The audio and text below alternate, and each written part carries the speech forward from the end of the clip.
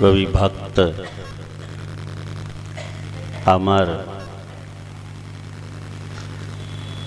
यानी देवों के द्वारा की गई स्तुति से युक्त स्तोत्र।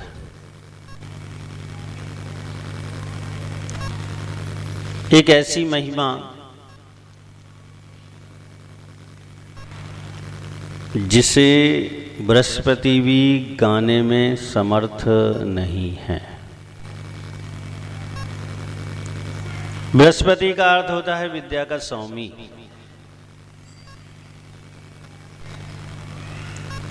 और जिनकी महिमा वो भी नहीं गा सकता, ऐसे प्रथम तीर्थेश भगवान आदिनाथ की स्तुति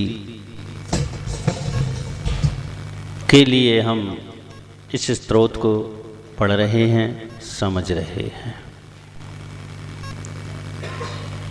पढ़ा होगा आज आपने अष्ट प्रातिहारों में भामंडल और देवदुन्दुभी, भामंडल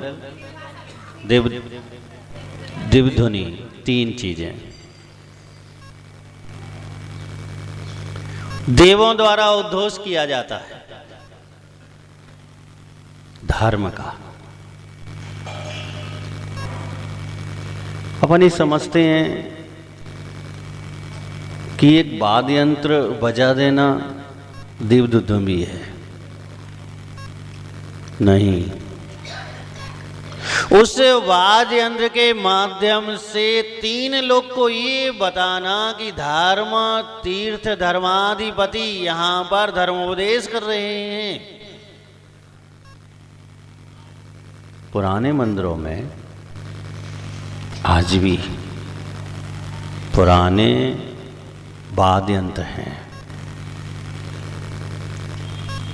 और आपके पूर्वज अभिषेक से पहले वो नगाड़े बजवाते थे।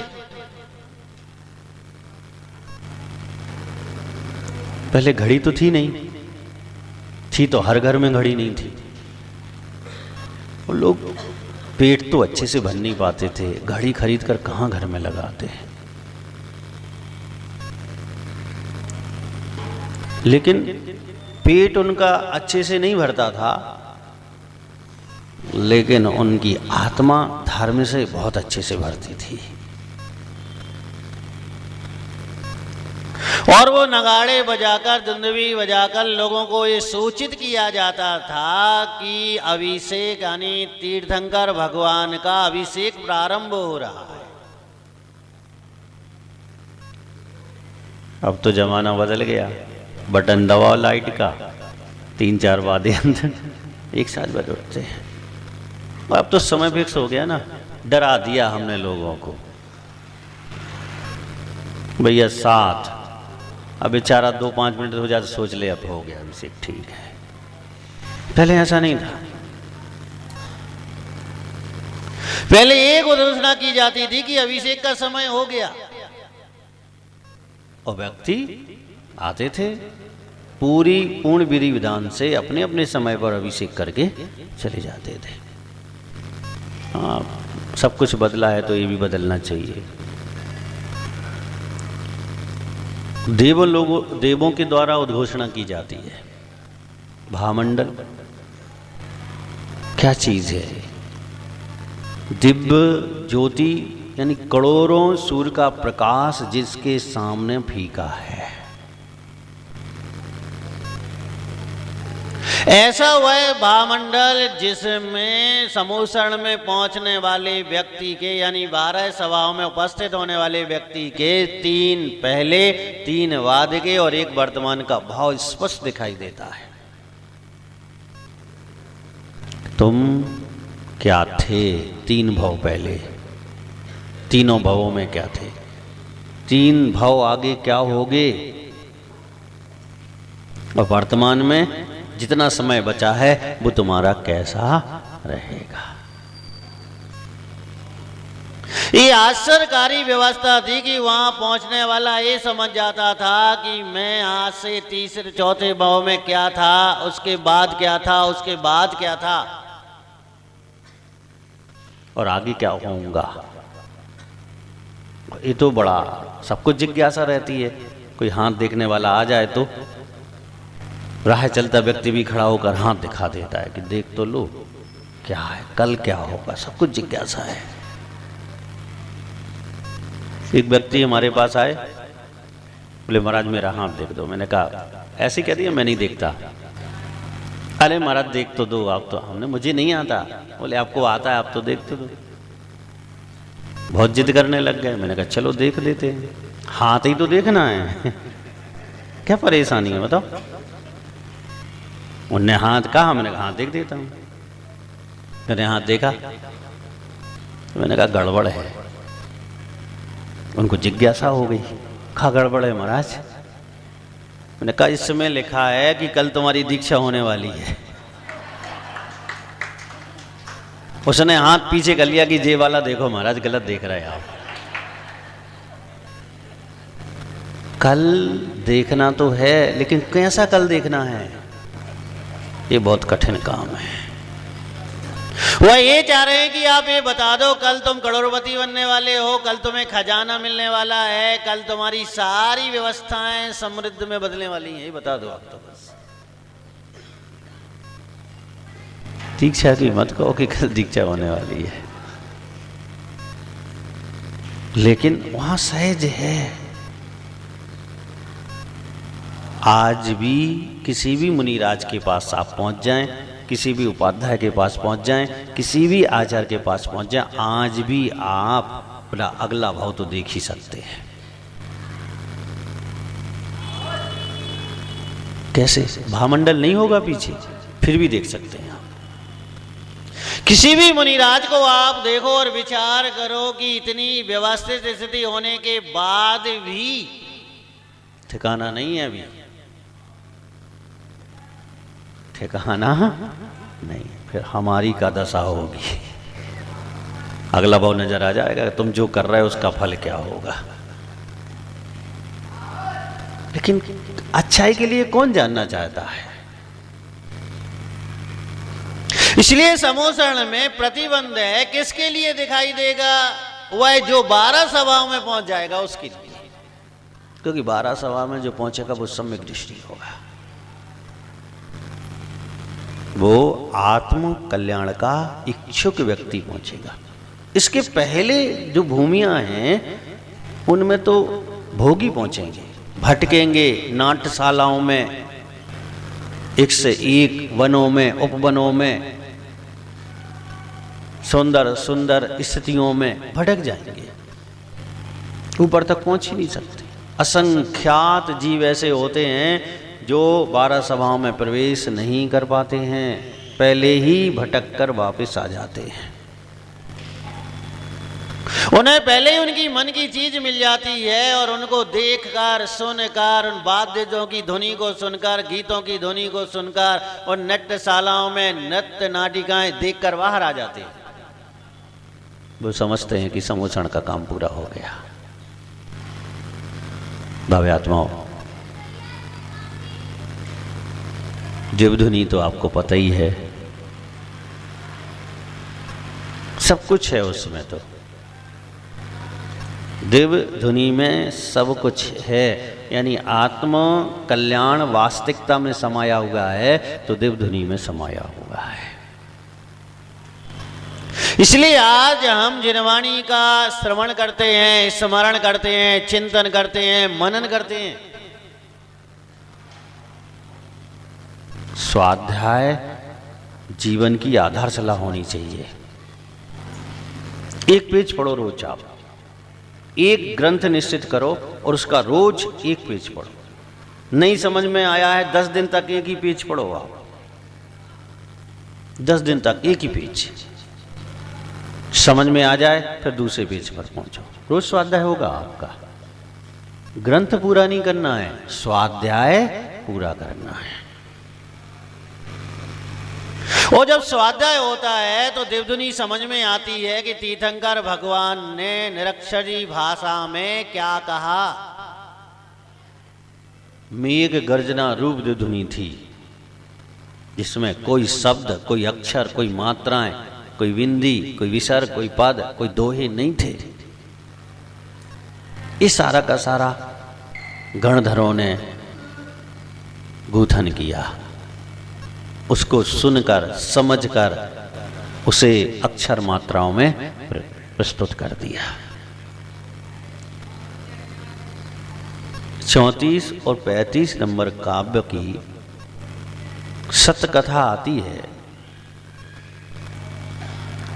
कि एक बहुत विशाल राज्य था और उसका राजा बहुत बहुत मंदकसाई, सरल, सीधा और बहुत होशियार था। वो विशाल राज्य का राज वह अपनी बुद्धि से बिना किसी विरोध के प्रजा के सुखपूर्वक शासन कर रहा था।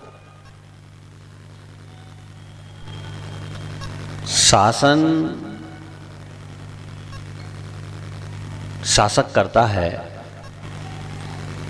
और शासक कैसा होना चाहिए? प्रजा को पुत्र वत समझने वाला शासक होना, और वो वैसा था।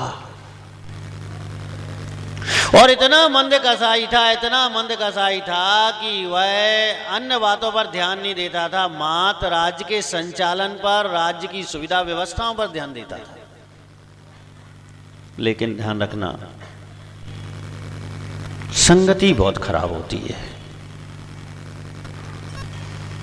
अब काजा की कोठरी में कोई चलो जाए, थोड़ा बहुत तो काला हो गई होगा। ऐसी कुछ चापलूस मंत्रियों की संगति हो गई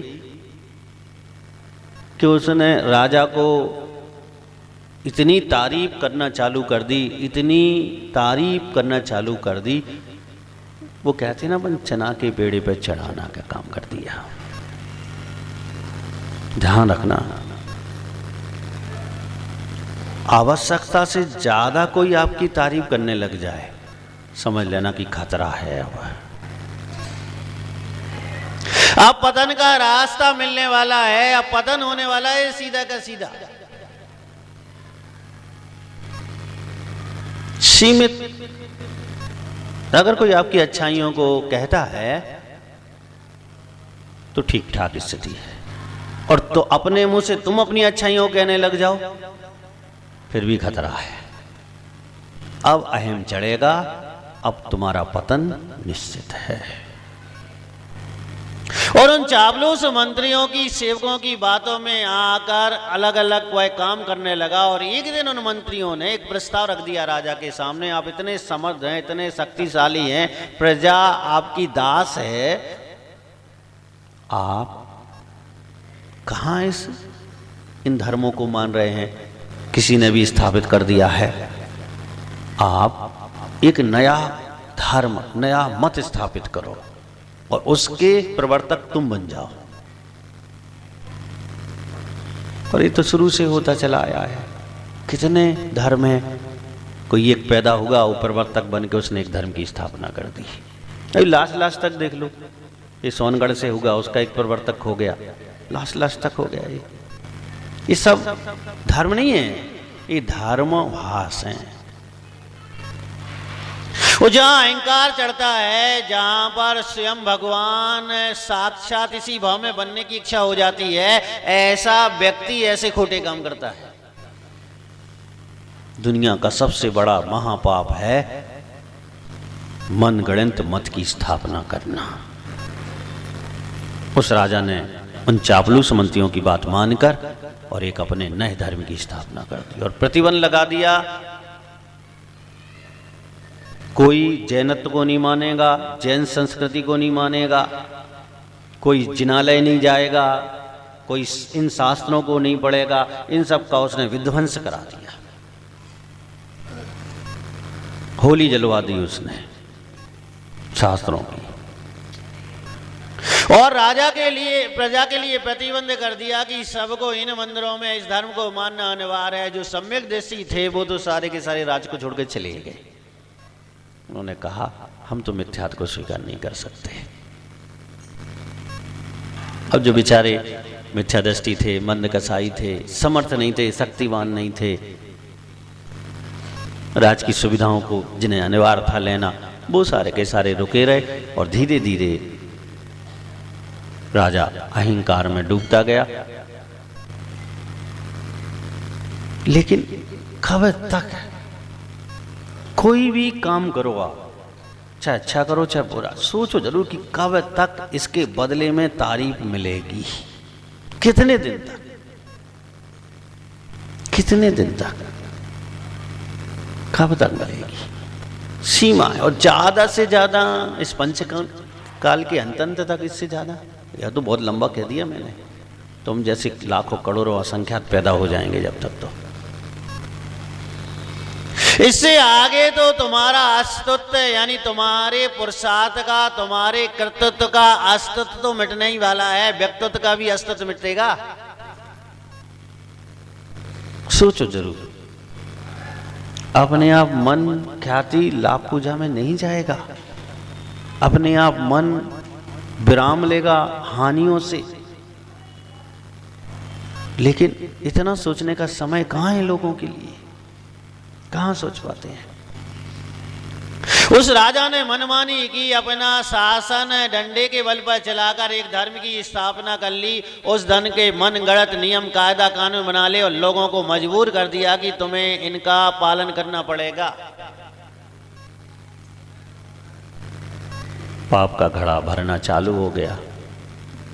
भरते भरते ऐसा फूटा कि उसके शरीर से कोढ़ फूट गया। 6 महीने में ही,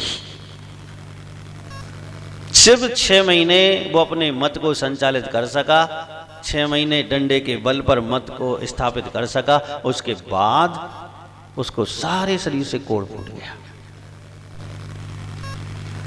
चाहे मुनि हो और चाहे श्रावक हो, कोई अपने मत का स्थापन नहीं कर सकता। अगर वह लीक से हटता है, परंपरा से हटता है, देवधुनी से हटता है, सर्वज्ञ की वाणी से हटता है, तो उसका चाहे इस भाव में ये असर हो चाहे दूसरे भाव में यही फल मिलने वाला है सबको।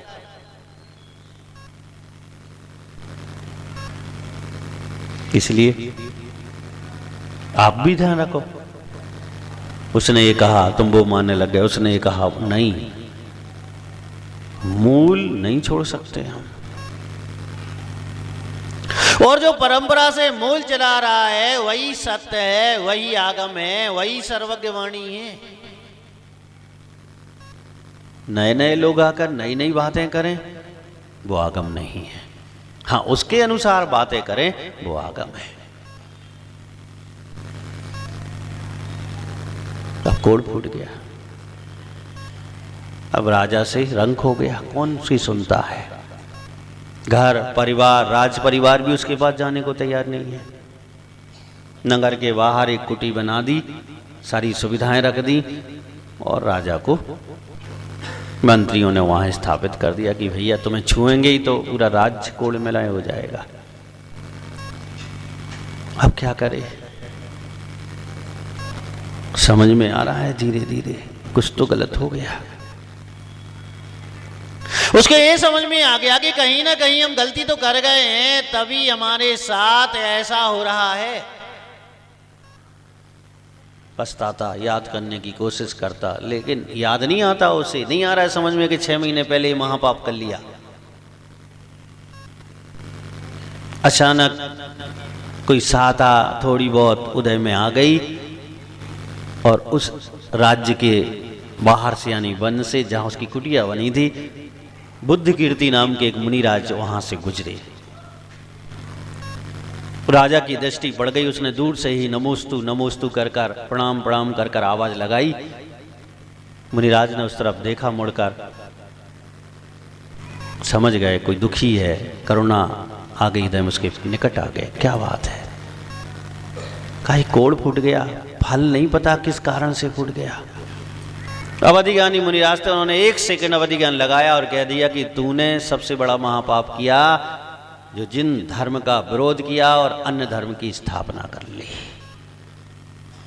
वही कर्म कम स्थिति लेके बंधा, इसलिए शीघ्र हृदय में आ गया और उसका परिणाम तुम्हारे सामने है। अब मरता क्या नहीं करता, आंखों से आंसू धारा, पछताना, खेद प्रकट करना, अब स्वयं की निंदा करना और बार बार चरणों का स्पर्श कर रहा है कि आप मुझे उपाय बता दें ताकि मैं निरोग हो जाऊं, ठीक हो जाऊं, आप मुझे उपाय बता दें। अब मुनिराज तो दयालु होते हैं, लेकिन कभी कभी दया नुकसान कर जाती है। किसी को उपाय बता दो तो दूसरे साधु के पास जाएगा, अरे वे तो तंत्र मंत्र करते हैं। क्या करते हैं? बड़ा फूल रहा है, लेकिन ये नहीं सोच रहा है कि अनंत भाव ऐसे होंगे कि कोई तुम्हें दया करने वाला नहीं मिलेगा। तुम्हारे लिए तुम पर दया करने वाला नहीं मिलेगा। अगर किसी की करुणा का मजाक बनाओगे, किसी की करुणा का दुरुपयोग करोगे, किसी की करुणा को गलत समझोगे तो अनंत भाव तक तड़पते रहोगे, लाखों लोग देखते रहेंगे तुम्हें, लेकिन कोई तुम पर दया करने वाला नहीं मिलेगा। ये बात पक्की है। अगर दया और करुणा की मजाक उड़ाई तो यही होने वाला है। मुनिराज ने कहा कि स्तोत्र का मान तुंग स्वामी द्वारा रचित इस स्तोत्र का 35 और 36 नंबर के 34 और 35 नंबर के काव्य को शुद्ध उच्चारण के साथ उपवास पूर्वक एकाग्र मन से ध्यानस्थ होकर जब तक सिद्धि ना हो जाए तब तक ध्यान मत तोड़ना। 3 दिन लगातार एकाग्र मन से शुद्ध उच्चारण के साथ इन दोनों काव्यों का वह स्तवन करता रहा, वंदन करता रहा, स्तुति करता रहा और तीसरे दिन चक्रेश्वरी देवी वहां पर प्रकट हो गई। पूछा क्या बात है? उसने कहा कि मैंने बहुत बड़ा पाप किया, मैंने एक अन्य धर्म की स्थापना की जिसके वजह से मुझे ये हो गया। मैंने आपकी आराधना इसलिए की है स्तोत्र की ताकि आप हमें उपाय बता दें। आदिनाथ भगवान की भक्ति की है, उसने उपाय बता दिया। एक स्वर्ण जिनबिंब की स्थापना करो। कौन से? स्वर्ण है। इस 3 लोक में ग्रस्तों में सबसे पुण्यशाली वह जीव होता है जो स्वर्ण जिनबिंब की स्थापना करके जाता है। सबसे पुण्यशाली है वो। और जो उससे ऊपर रत्नों का कर दे, असली रत्न का, नकली वाले नहीं। आजकल नकली बहुत चल रहे हैं। असली जिनकी इस समय असंभव है क्योंकि इतने बड़े बड़े रत्न मिलते पाते नहीं है कि जिनकी मूर्तियां 2 इंच की भी बन जाए, 3 इंच की भी बन जाए। और उसकी स्थापना करो, पंचकल्याणक करो और उसका प्रथम अभिषेक तुम अपने हाथों से करो। वो अभिषेक, प्रथम अभिषेक अपने शरीर पर लगाओ। तुम जैसे थे वैसे हो जाओ। राजा ने वैसा का वैसा ही उपाय कराया। विशाल जिनबिंब बनवाया स्वर्ण में, धूमधाम से प्रतिष्ठा की। प्रथम अभिषेक बहुत धूमधाम से किया और प्रथम अभिषेक को स्पर्श करते ही राजा का कोढ़ दूर हो गया। ये महिमा है इन दोनों काव्यों की। आपको कोढ़ नहीं होने वाला। छोटे छोटे से रोग हैं, हम ये नहीं कह रहे कि वो जड़ से समाप्त हो जाए। आप इतनी विशुद्धि नहीं बढ़ा सकते, लेकिन इतनी तो बढ़ाओ कि वो वृद्धि को प्राप्त ना हो। वह आपके लिए संकलेश का कारण ना बन जाए, इतनी विशुद्धि तो बढ़ाओ। आपका धर्म ध्यान ना छूट जाए, इतनी विशुद्धि तो बढ़ाओ। और अगर उस एकाग्रता से उसको करोगे तो ऐसा संभव है कितनी भी शुद्धि बढ़ जाए कि वो है ऐसा ना हो। चतुर्मास समाप्त की ओर है, स्तोत्र चलेगा। तत्वासुर की क्लास बंद हो गई, पूरा हो गया तत्वासुर। मंत्री जी 28 तारीख को सत्वासुर की क्लास का समापन है दोपहर में 1 बजे से। उसी दिन इस स्तोत्र का भी समापन हो जाएगा। इसकी परीक्षा नहीं ले रहे हम लोग, लेकिन जिसे पूरा भक्त स्तोत्र याद है वो हम लोगों को सुना दे। जिसका जितना अच्छा शुद्ध तरीके से याद किया है उनको वैसे हिसाब से हम लोग फर्स्ट सेकंड थर्ड और सांत्वना में सेट कर देंगे। ध्यान रखना हो। अच्छा, पहले का याद है हमें कोई मतलब नहीं। कितने लोगों को पहले का याद है? बस, लेकिन अब महाराज ने जैसा पढ़ाया वैसा सुना देना आप तो बस, तो भी चलेगा।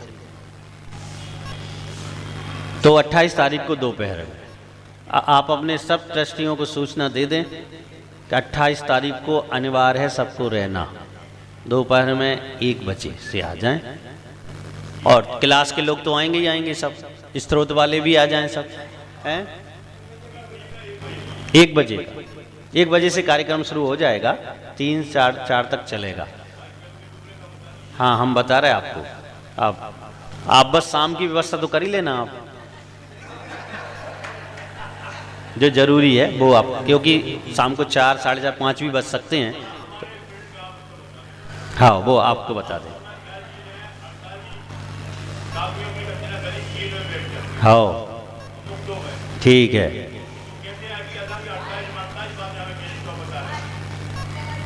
उनको कैसे आइडिया था?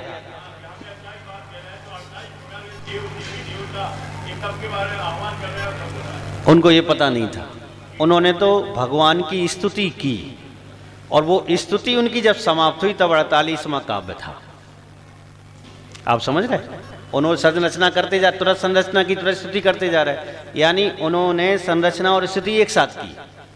और जब उनकी स्तुति समाप्त हुई, यानी उसका फल परिपूर्ण हुआ, तब 48 काव्य हो चुके थे, तो उन्होंने उसको वहीं पर रोक दिया। ऐसे उन्होंने प्लानिंग से नहीं की, ये अचानक रचना हुई, इसलिए तो इतनी विशुद्धि है इसमें।